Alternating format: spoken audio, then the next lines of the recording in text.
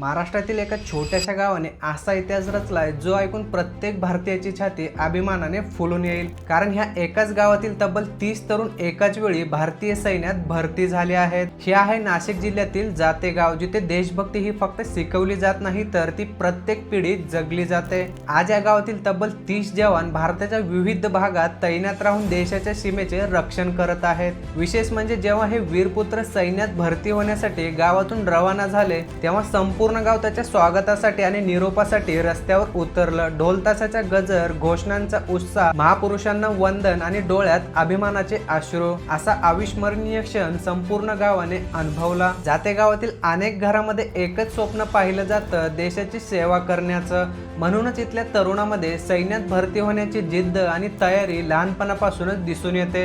एका छोट्याशा गावातून एकाच वेळी एवढ्या मोठ्या संख्येने तरुण भारतीय सैन्यात दाखल होणे ही केवळ त्या गावची नाही तर संपूर्ण नाशिक जिल्ह्याची आणि महाराष्ट्राची अभिमानास्पद गोष्ट आहे। देशासाठी उभे असलेल्या या 30 वीर जवानांना मनापासून सलाम।